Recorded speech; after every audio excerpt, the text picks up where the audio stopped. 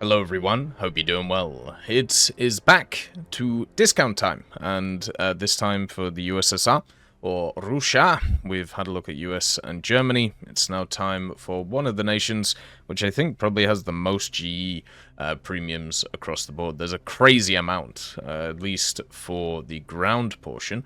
So let's have a look and see what's available. The first one is the T-26 First Guards for the USSR. This is just a copy of the standard T-26. The T-26, I'd say, is one of the weakest starter vehicles you can get in the game. Has absolutely no armor, which you can pen right here and kill everybody. The gun is okay, but once again, the actually getting the gun on target without getting peppered by autocannons is a little bit hard to do. The targeting speed isn't very good, and overall pretty bad. So I wouldn't bother with this one. Is basically what I'm saying. The T-35 is probably the best out of the low-tier heavy vehicles. Obviously, you have the SMK, which turns up, but I mean the proper low-tier heavy tank vehicles. It has access to a 76mm and also two 45s on each side, and the vehicle does have access to some pretty nice rounds for them, and will be able to pen quite a lot of stuff. Doesn't have a ton of armor on the machine, but what it does have is a ton of crew. So that's where its survivability comes from. The fact that there is a massive amount of people inside of it, 10 in total, that can help you survive. Now, it is pretty pricey, this one, so I would only pick it up if you are going to basically just wander around with some mates and hammer people at low tier. It isn't really good for grinding out the tech tree. There are much better options for that, but for a little bit of fun at the end of the day to relax in, it's pretty good at that, definitely. The next vehicle is the T3, which is just a Panzer III.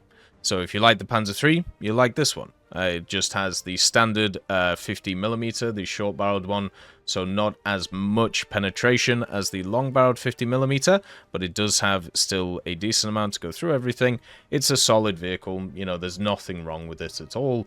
It will do very well, but it is just a Panzer III, and I feel like with the options that USSR has, you don't really need to pick this one up. The next one is the Su-57. This is an M3, but with the 57mm M1 cannon on it, and it works okay. It has limited traverse, unfortunately, and really bad gun depression, which is the thing that limits it. I would once again say there are just better vehicles in the tech tree to play, which means that it isn't really worth playing this. It's much better, focusing on other stuff, so not really worth it again. And then you have the BM8 24, which is the biggest waste of money that you will find ever. This is just a small, like, kind of T60, 70, or 80 chassis, probably the T60, and it has access to 24 82mm M8 rockets, which don't have a lot of penetration and don't even overpressure very well because they don't have a lot of explosive mass. So yeah, you also have crazy limited traverse and use. This thing is ridiculously expensive for what it is. I don't know why these rocket machines are so expensive, but yeah, don't bother with this. It's just a waste of money at the end of the day. Then you have the Zut. The Zut holds the title of the only GE Premium AA. So I suppose that makes it unique. It's not really an AA though, it's a tank destroyer. And the reason for this is because it has terrible targeting speed. And also they decided to give it the APT, the HE, and also the mixture. But the AP actually pens up to 71mm on this thing, which is quite funny. And it also doesn't have a huge amount of ammunition in it. And what I mean by that is, like, the actual belt itself or clip itself is quite small, and then you have to reload it, so it's just not very good. It also only has 2 crew, so once one gets knocked out, you're pretty much done for. One of the cool things about the gunner, though, is he does have quite an interesting posture. Don't really know why he's like that. Wonder if he's looking through the optics, but who knows. So yeah, this one is unique in the fact that there's only one GAA available in the game, but it's also not very good. The T126 is good though. It's just at a bit of an awkward BR nowadays because of the BR changes they've done to it. It's a light tank, it's a scout, so you are able to scout with it. Doesn't have great targeting speed on the turret, which is a bit of a problem, but it has very good mobility for its size and incredibly angled armor, so you can actually bounce a lot of shots. It does have the 45mm 20K cannon. It used to be 2.7 and very fun to play alongside the T50, but nowadays, because of the fact that it has been up-BR'd, it doesn't have a lineup. So you either up-BR it to 3E3 with some T34s, which you can do since it's a scout, or you run it by itself with some 2.7s and hope that you can carry with it, which you can definitely do, but it's just, you know, it's a lot easier to play the game with a full lineup. It's a lot of fun, but once again, just in an awkward place. The SMK at 3.7 isn't in an awkward place, even after they moved up a lot of the T34s to 240, sorry.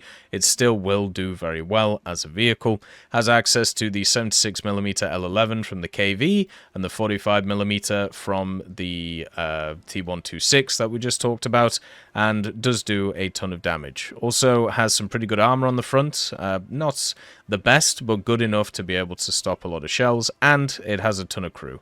So the survivability once again comes from just the amount of crew in it. It also has this huge booty with a massive engine and also a good max speed for a vehicle like this. It's highly mobile for a 55-ton vehicle, and I feel like if you want to get a land ship which is fun and enjoyable, this is the one to go for out of all the ones which are available. The T-34-57 also has turned up, which is right here. This vehicle at 4.7 has a lineup with the standard T-34 and also others. The major difference between it and the standard 57mm T-34 is the turret. This one has the 1943 turret instead of the 42, which gives it a little bit of extra survivability, I suppose, but at 4.7 you're not really going to see that a lot. You have a huge turret ring, which only gets saved by volumetric. You only have 80mm on the upper plate, and also you have these wonderful curves, which means you can just shoot right here and the vehicle dies. But once again, because of desync and volumetric, sometimes that doesn't happen. The vehicle does have the BR271K, which is quite nice, and APCR if you need additional penetration, but it also has good mobility, a very good reload, and all of the other factors that make the T-44 pretty fun as a vehicle, and why a lot of them have been fantastic for many years. This one is no different, and as I said, you can run it with the KV-1ZIS-5 now, you can run it with the T-34-57, the ASU-57, the BTR-152D, with the quad setup, and even stuff like the ISU if you have a Death Wish. So there's a bunch of vehicles that are great around this BR, and also it's rank 3, so you can do dailies with it, which is quite fun. Then you have the M4A2. This is just a standard 76 Sherman, so if you like the 76 Sherman, you'll like this vehicle. And doesn't have a lot of armor for the BR, especially since you mainly face Panthers and Tigers. The stabilizer on the gun is really nice, and the M62 shell is also really nice on the gun. The 50 cal is a lovely addition too. It has pretty decent mobility, it's a bog standard Sherman. You'll either enjoy it or you won't enjoy it, and that's just how this vehicle goes. A lot of people don't like this because its gun isn't as powerful as others, but if you have the stabilizer, then that kind of saves you a lot of the time, and also it does have, you know, all of the other factors which are middling but pretty decent at the same time. You have the KV-2ZIS-6. This is a waste of money and a waste of time. This is just a KV-2, which instead of having the big donkey gun, has the long donkey gun, the 107mm ZIS-6 cannon. It has a ridiculously high reload, terrible gun depression for a gun which is mounted as high as it is, and also, the really annoying thing, is the weak spot, this one right here. The 75mm flat plate, which if you hit, will just destroy the whole turret, and also this weak spot too, so you can explode into the vehicle, which gets you killed quite a lot too. It is basically a tank destroyer, in the way that it has a ridiculously long reload. The gun itself doesn't have a crazy amount of pen as well. I know 155 may seem like a lot, but there's many guns with much more around these BRs nowadays. So yeah, it's a bygone era vehicle with a nice gun, but every other factor to it, including the targeting speed of that gun, being terrible. Talking about a similar vehicle, you got the SU-100Y, the good old meme machine over here. This is at 4.7, and it has the 130mm B-13 cannon, which is a naval cannon, and they mounted it on a standard heavy tank chassis. So, can you imagine being next to this thing when it fires? God damn, it would blow your ears off. But yeah, so talking about better armor penetration, this thing gets the SAP-CBC shell, which pens up to 200. It also gets a HE shell with quite a lot of explosive mass, but not enough to make it better over the SCP-CBC, which if it pens a target will overpressure it anyway and kill everything inside. So all you got to do is hit it. Now, the vehicle itself is a huge box, and even though it's a huge box, it really doesn't have a lot of armor. You can see a lot of these areas are only 60 millimeters on it, so it's really easy to pen through at 4.7, and you don't have any secondary abilities, so long reload, big gun, you'll kill somebody and then you'll get stuck there because you don't really have a reverse, and then you'll die. So yeah, if you want to trade 1-for-1 with a fun gun sound, this is it. But if you want to do a bit more, might be worth looking at other options. The KV-122 has a similar issue to the other two that we talked about, but it does actually perform better because of the mobility. This vehicle can move around slightly more, and as you can see, the reverse gear saves it quite a lot. Instead of 4 kilometers an hour, it's 13.2. So you can shoot off with the 122 D25T cannon, and then you can reverse, get out of there, and reload. And once again, you're going to be sat there for a long time reloading this thing, and since it's a standard KV, you have this flat plate here, which people can go through, and also this one here too. So it isn't a great vehicle. It's better than the other ones we just looked at, but it's still bad. Does that make sense? It's not really worth it. It's much better just to play the standard IS-2s where you have more armor, better rounds, and usually better reloads, which is a huge improvement. The SU-122P is also here. This is just another bad vehicle. It's just a 122mm on the SU platform. There are much better vehicles at 5.7, such as the T-3485s, which are much more mobile, much more versatile. This one just sets up in a position and shoots the gun and hopes to kill. It has terrible gun depression, and the other thing is, it doesn't even have a lot of armor. Only 120mm on here, but it also has a really fun weak spot of a cupola of 45mm. So if you shoot that with APHE, it'll hit the commander and then bounce down and kill everybody else. Very annoying vehicle to actually play. Does get access to the 471D round, which is quite nice, which is a round you'll see a lot at 6.7. So it is, you know, a very punchy gun. It's just, once again, all of the other factors on it are terrible. So there's not really much of a point in playing it. The T-44-122 is definitely better, but struggles with these same issues with massive reloads, which obviously will make it a lot worse. -5 gun depression on the gun is not too bad since it's quite a low platform. The armor on this thing also isn't that bad either, especially on the turret. The hull is okay as well.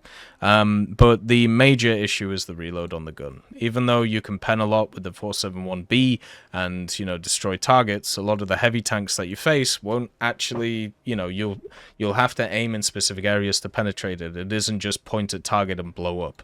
And then you just sat there for half a minute, you know, twiddling your thumbs, reading a book, doing whatever. And even with an aced crew, it still has a very long reload. And that means that people can reposition. It also means that some vehicles can get 4 shots in to your 1. So that kind of shows you the problem with these types of vehicles. T-34-100, though, is in a much better position, a lot shorter reload, so half the reload, and basically a little bit higher of a platform, but has the 100mm LB1 cannon. I actually like this gun quite a lot. It fires the BR-412D, which pens a lot, and also with the reload and the T-34 chassis, you're able to get in and get out of dodge a lot better. The only problem I've really had with this machine is the fact that its armor isn't very good on the upper glacis, so people can just go straight through it without even really thinking at 6.3.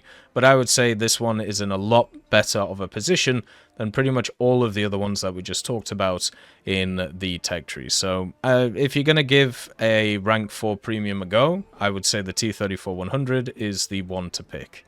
Then you have a lot of pack vehicles at high BRs, but also the TO-55. They added this more recently. This is just a standard T-55 with access to a flamethrower. So you can see here, the flamethrower right here. and then also the ammo for the flamethrower. It also has the standard 100mm. So if you like the T55, you'll enjoy this one. It doesn't get AP FSDS, which kind of sucks, so you're struggling just with heat. But they did change heat recently. Maybe it'll make a difference. And then you had the 2-plane stabilizer. I think, once again, this is an okay vehicle to pick up, but there are better ones, right? The flamethrower is useless. It's a complete waste of time on all of the vehicles. If you're looking for something to do damage, that won't be the thing that will do damage, okay? So don't worry about that, and just kind of, pick other things. The pack vehicles of this BR, especially the IS-6, is so much better than the TO-55. Even though the TO has a really good lineup around it, I would still take the IS-6. And then you also have the 2S-38. Does this thing need an introduction? Do we need to go through this thing again and how powerful it is and how they won't put it up in BR, not because of its characteristics, but because people can't do well in it, okay? 57mm with access to APFSDS, very powerful round, especially against weak spots. Very good HEVT, especially since you have IRST tracking on the vehicle as well, so you can actually go after planes with it. Have very high survivability, since you can go hold down in it, and all people can hit is this 20 rounds on the autoloader, which is hard to hit. Has a huge amount of space in it, so therefore it can tank rounds. Also, doesn't have a ton of armor, but once again, the place where it survives is the fact that there's a lot of space in it, and the fact that you can deal with any target. You also have a ton of smoke grenades, I think Gen 2 or 3 thermals on the vehicle as well, so you can see into, the eyes of God. You have an LWS, so you know when you're getting targeted by people, and also you have scouting, because it's a light tank plus the drone. It's insanely powerful. Crazy good machine. Definitely a worthy pickup, especially for 10.0 right now, because you can run this at 10.0 or 10.3, and you have two amazing lineups for the USSR. So for aviation, we have a bunch of different vehicles for the good old Soviets. You have Krasnoludski's I-15 bis. This is just a copy of the standard I-15 bis, so it has the PV-1 machine guns, which have a high fire rate, and also do quite a lot of damage to biplanes, especially if you get close in, and you have 4 of them, so you have a ton of ammunition. You can just hammer, hammer, hammer, and these things are also pretty maneuverable, which is quite nice too, so you can get them done pretty quickly. Not a bad little starter machine, especially if you like Air Arcade. Then you have the Catalina. The Catalina is just a standard 5A. It has some weird wonky turrets that don't really have great firing solutions. And also, they do have quite funny armaments with a bunch of mines and also the torpedoes. So you can actually bring this into ground with the 4-1000s or the 4 mines and just wreak havoc at 1.7 if you really feel like it. The major issue with the Catalina is low survivability and also low speed. And if you try and dive, your wings will just fall off. And that is a bit of a problem. The Hampton is the next one. This one is okay. It's actually a modified Hampton, so it's not the same as the one in the British tech tree. It has the Berezin UBT cannon. Oh, not cannon, but gun on the front. You can see here you had the Berezin on the back, and then the Vickers in the front, and then also some Vickers at the bottom too. So this one also brings along quite a nice little bomb armament, and also a torpedo. Something that the Soviets are really lacking in their tech tree is a bunch of torpedo vehicles. So luckily for their premiums, there's a few of them here and there, which can help out. So they can be a bit useful in naval, but mostly you get these things just to chill and kind of grind through the start of the tech tree without really worrying. Then you got the Zuk or Zhukovsky's I-153M62. This is a menace in the air, which is why it's constantly gone up in BR. Super maneuverable, the 4 Shikasses with the ridiculous amount of ammo once again. Very similar setup to the I-153, or sorry, the I-15. Then it has the M62 Shvetsov engine, which has a lot of power for a biplane. And you also can get some bombs or rockets just to have a a bit of fun with. This one is a menace. It's very fun, super maneuverable, and you will catch a lot of people out defensively flying with it, which is pretty fun. The P-40E1 is the next one, which is another kind of American machine. There's a few of them that are on offer here. The P-40E1, the P-39, I think. Oh, no, sorry. The P-63A. Here we go, and the P-47, these ones, and also the A-20. All of these are fantastic. They're basically copies of the stuff that you'll find in the American tech tree. They all work really well. There's, no real bad word to say about them. If you don't like grinding through these ranks for USSR, you can pick those up and they could do really well. The A-20 does get the Soviet bombs, which is quite fun, so is slightly different, and also torpedoes, once again, for the vehicle. I think one of the P-39Ks is on sale too, and as I said, they're all fantastic. The B-25 isn't as good, which is this one right here for America. It does get the USSR bombs once again, but pretty weak bomb loads. But all of the fighters are great, so if you like those, get them. Then you got the Hurricane Mark IIB. This one is different from the British one because it has access to Shivaks, which is quite fun. So 2 Shivaks, then also 2 Berezins. So it does have a really nice armament, and also has the Merlin 20, which gives it a decent amount of power. As a fan of the Hurricane, this one is really fun, especially in ground forces, because you can play an air superiority role, or you can take it into air arcade and use those Shivaks very effectively against a lot of people. The Chaika is also on sale.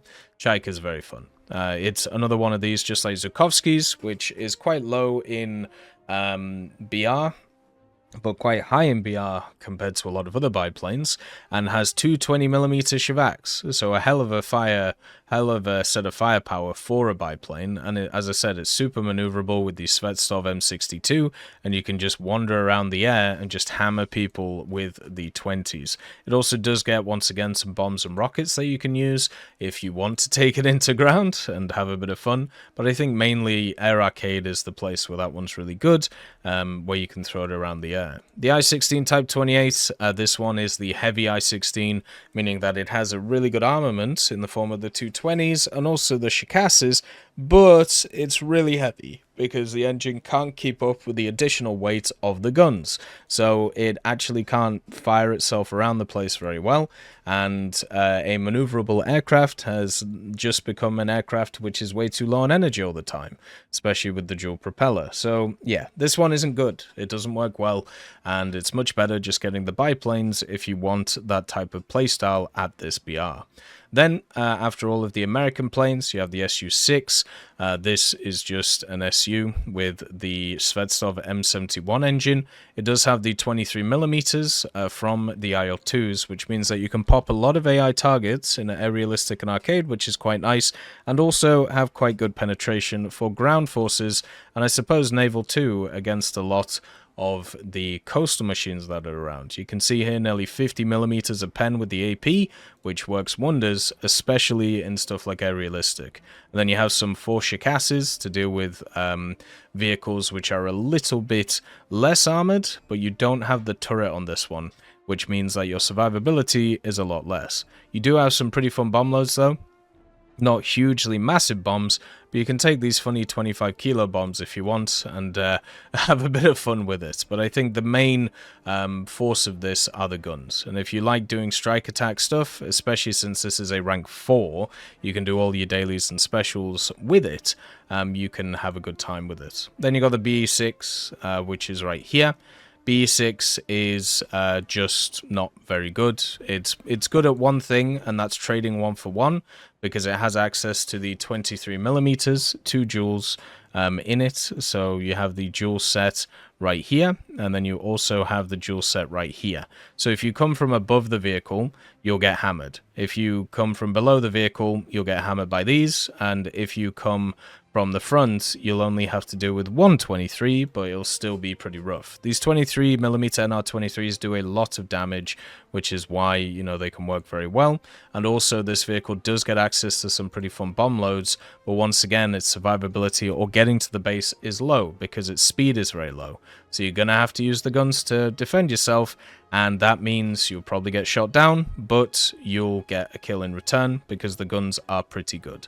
So overall, not very worth it in my opinion. The Act-3 VK-107 is a good pickup. This one you basically buy if you don't want to grind through rank 4 Soviet and you want to get into the early jets that the USSR has.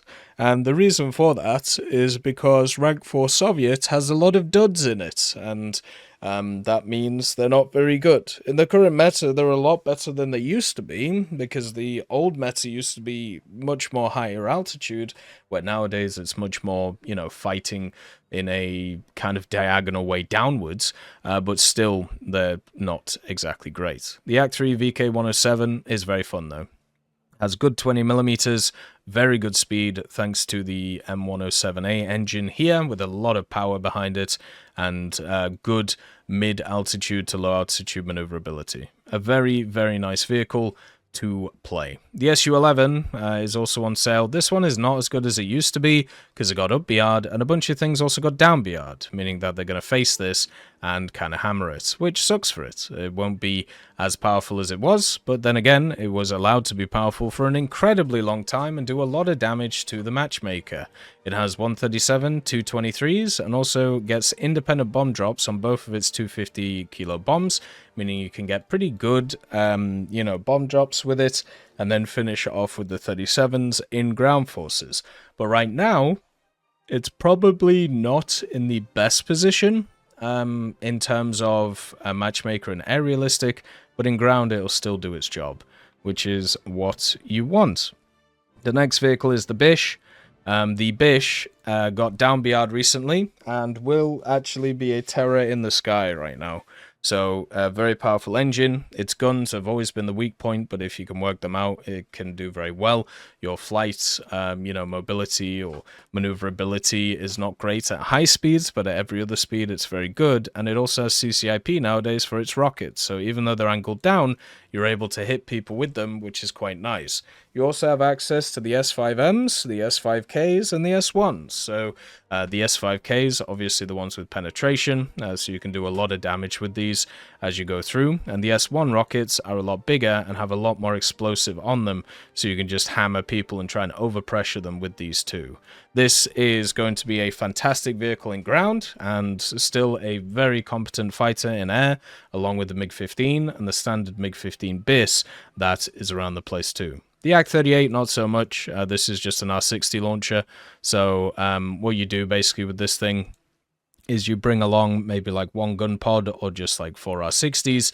You just use this thing to go after people who aren't paying attention, who don't have countermeasures. And since this thing has to take off nowadays, it lost its air spawn, so it's definitely nowhere near the ability that it used to be, which was very annoying to deal with. So nowadays, yeah, it's just not as good, and it's just a brick whenever it gets caught, so you have to be in an offensive position, and that's not easy to do when everything pretty much goes faster than you. So you have to wait for the battle to start. Once the battle starts, you need to latch on to people with the R60s, and then you go from there. It's a bit of a tough time, but, you know, if you can make it work, it's pretty much 4 or 3 easy kills, but it's the positioning which is hard to do, so it's probably not a recommendation from me.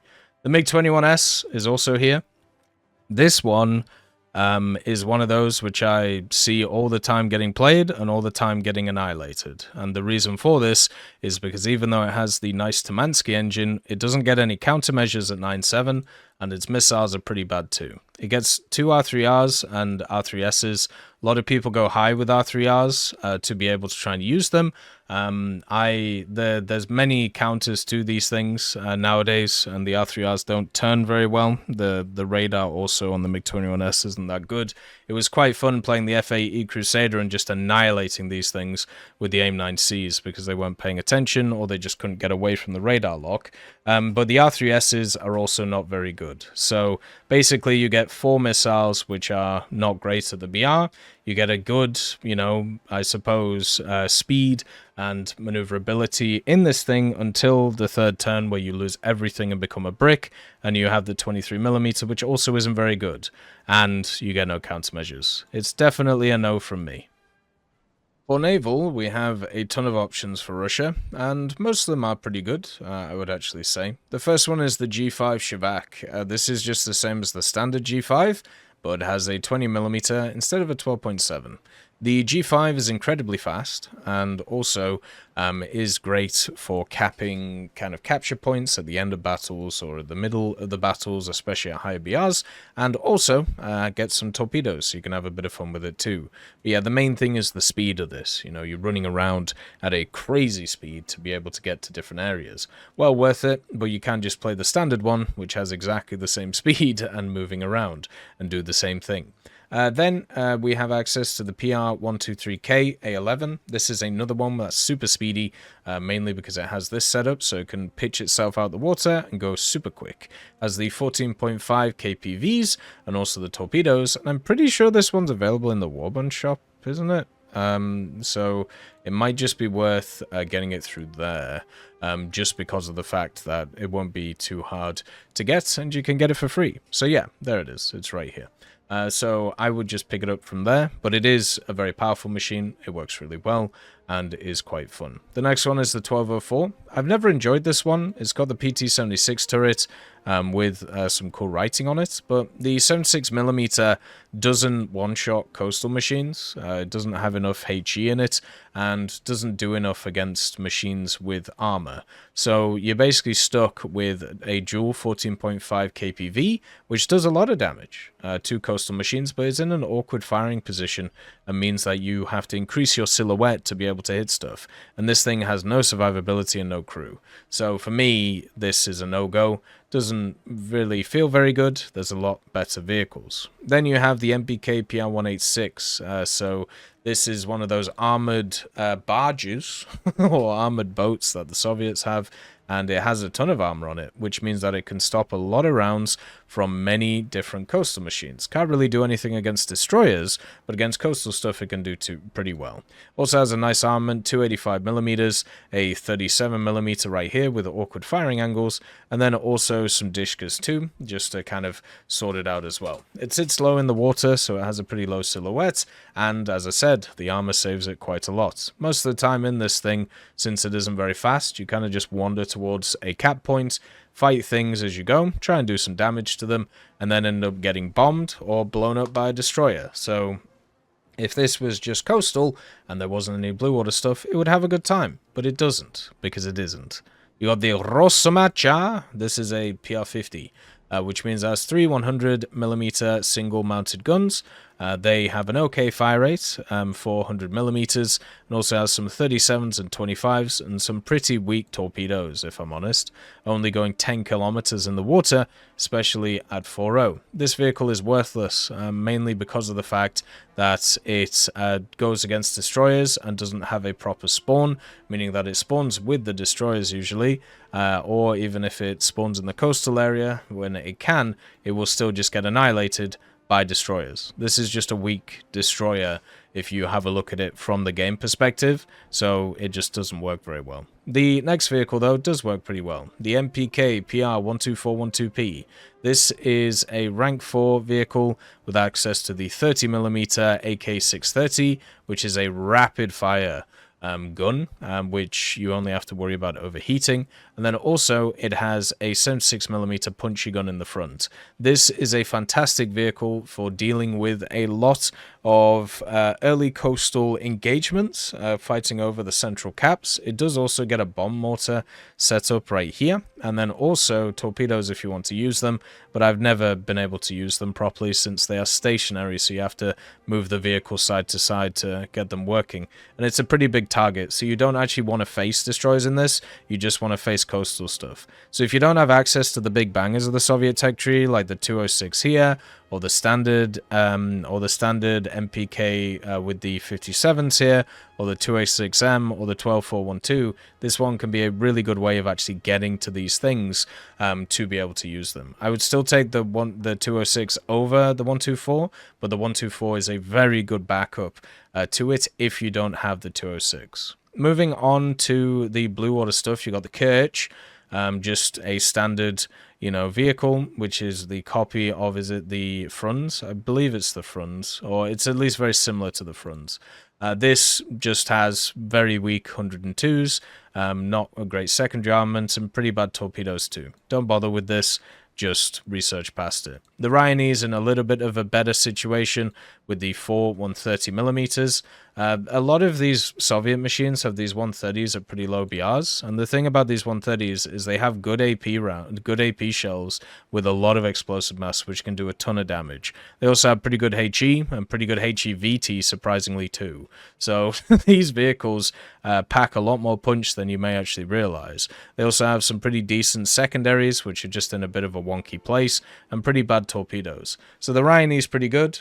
I also wouldn't pick it up though, just because it's a rank 1, and there are much better options down the line, such as the Smelye. The Smelye being a 4.3, so literally just 0.3 BR above the Rioni, and it has access to 4 130mm and 2 dual turrets, and then a interesting dual 85mm setup, and a bunch of 37s plus 25s plus more torpedoes. So it's just a much better option. And you have the same guns with the same ammo, showing how good, the guns are on the Rioni, but I would say the Smelye is much better as it is a rank 2. You can research a lot more with it, and at 4.3 you have this lineup here, the Moskva, Besuprechny, the Bespochadny, which should be a 4.3, and then the Subratsnielny, which are all very good. From there, you have the Blagorodny, which is right here. This one is very interesting, very similar to the Spokojny, which is very strong, and also the Nutrashimy. Basically, what you have is a very quick fire director and also tracking radar, but mainly the fire director for the 130mm. The calculation time is 6 seconds, the update time is 3 seconds, and you have these 130s which have a very high fire rate for the caliber of gun. So you have 4 of them, basically you're able to just pump out damage with some pretty decent rounds, and also switch to HEVT if you have air stuff coming in. You also have these 45mm that will deal with anything coastal which comes even close to you, and also deal with aircraft whenever they come close to you. It has 4 quad sets of these 45s, which is just nuts. The torpedoes as well aren't that bad. They basically have an 18-kilometer distance, which is really nice, and they are quite fast, so you can use those too, but you get a very limited amount. So unless you're playing arcade, you're not going to be able to use those in a huge way. You do also have a search radar, so you can see when everything's coming in, and also a bunch of just random mortars around the place if you want to use those too, but I'd probably say they're not worth it, because once again, you have to be pretty close to the target to get it done. Then you got another Kirch, the Cruiser Kirch this time. This one is very Soviet, I think is probably the way to put it, even though it is Italian. And the reason why I say it's Soviet is because there's a ton of these different machines which were like given to the USSR as kind of war reparations or war prizes, depending on which one, and the Kirch is one of those. So it's a 5.3 with 4 dual 152s on it, the Ottos, then it has 3 100mm on it, and then a bunch of 37s on it too as secondaries. So if you like how a lot of the Italian 5.3s work, the cruisers, you'll enjoy this one. And for me, I think 5.3 and 5.0 is probably the best BR for Italy, so this one, should do pretty well in the Soviet tech tree, especially with its APHE-BC that you have there, good penetration and decent explosive mass, but the main issue is the reload on these, especially if you get up-tiered. There's so many monsters which have crazy amounts of guns and crazy amounts of reloads, and also since this is quite a large machine, like it's very long, as you can see here, you'll just get blown apart since it doesn't have a lot of armor on it. Then, the Zeleniakov. Now, the best thing I can tell you about this is there's a test drive in the Battle Pass for this. So if you want to give this a go before you purchase it, you can actually in real battles, which is pretty cool. It has 4 triple 152mm, 4 dual 100s, and a bunch of 37s too. If you get around its BR, you will do a ton of damage. It has a very good fire rate, it also has very good secondaries, and at the same time, pretty decent fire directors, surprisingly, for a vehicle like this. It also has good armor for the light cruiser that it is to stay alive, so that's really nice, and also a good set of rounds for different uses, whether you want a little bit of both, or you want more penetration or more damage. I think overall it is very nice. I've seen Zeleniakovs do very well, and I'm sure if you give it a test drive in the Warbond shop, you can work it out what you want and how well you want it to do. As always, I hope you have a wonderful day.